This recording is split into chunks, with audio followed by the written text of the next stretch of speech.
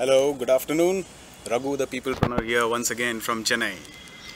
And this is my amazing workplace for the day. Isn't that beautiful? You see that water body down there.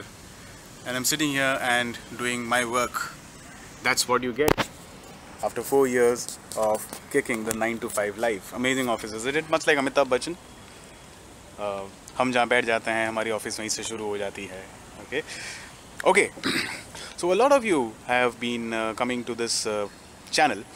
Probably some of you are thinking of kicking the 9 to 5 life and what the peoplepreneur has to say about it.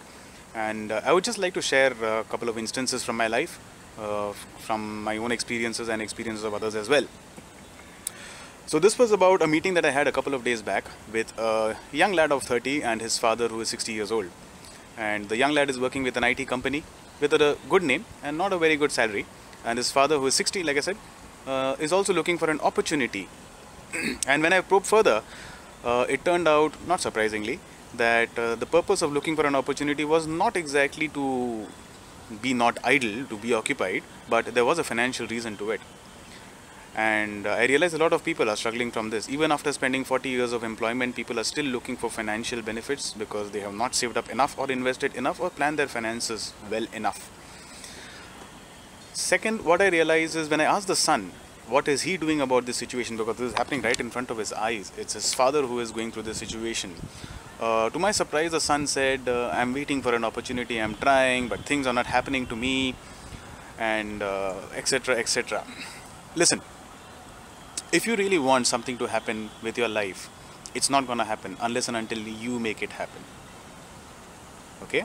So there is no point sitting and waiting for things to happen. The second realization that I had is, even if you work for the best of the organizations for 40 years, if you have not planned life well, what's the point? Even at the age of 60 and beyond, if you still have to keep on working 9 to 5 for somebody else, at a time when you should be taking care of your health, and you should be ensuring that your parents are taking care of their health and they are not going to office, then what's the point of going for a job? How do I know this? Well, I know this because I did my own calculations. So I'll take you back to 2014 where I took the decision of coming out from the 9 to 5 life, and that was an outcome of some very important exercises that I had done. And one of those exercises was to jot down my financial real situation. So me and my wife just sat down, took a piece of paper and just sat down and wrote down all the income sources that we have, which is essentially my job. So we put all the savings, all the retiral money, PF, gratuity, etc. Of course, I did not touch the assets, and put them on paper. And then I mapped the expenses that we have at home just to find out if something happens to me tomorrow, how long could my family, which is my wife and 2 kids, how long can they survive without a source of income? The outcome, of course, was not surprising. It was shocking to say the least, because I realized that my family could have survived only for 2.5 years without income. And when the 2.5 years passed, guess what? My calculation was absolutely correct. So on one hand, it was shocking. On the other hand, it was also a realization because it told me that, okay, at least I have got 2.5 years of time to start generating a source of income which can grow much faster than what a salaried job can pay me. And I was very clear that if after 10 years of employment in one of the best organizations in the country, and I come from 2 of the best amazing institutes in the country, among the top institutes in the country, worked for one of the biggest FMCG names in India and all over the world, and held senior positions. In spite of that, after 10 years, if I got only 2.5 years of cover, what I will have after retirement is anybody's guess. Maybe the 2.5 years of cover would become 5 years or 6 years. And then maybe I would go around telling the lie to people, and this is my personal opinion that it's a lie, it will be a lie, that okay, my children are settled, all I need to do is I need to live a decent life for myself, I need a 1-bedroom house, I need a small car, I will live in a small city, etc. And in my opinion, that's absolute nonsense. Because let's understand this. None of us, all human beings, none of us like things to be taken away from us. And when at the age of 60, because of lack of finances, we have to compromise on our lives and live well within our means, live in smaller apartments, guess what is also going to happen?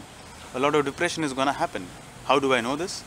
I have seen a number of people in my life who have gone through this situation where their children are away and they have been just adjusting to whatever their financial needs are allowing them to. Why do you want to live a life where you have to adjust within the finances. Why can't you do something about expanding it further? And that is where getting out of the 9 to 5, or at least starting to do something about the 9 to 5 life, will really help all of us.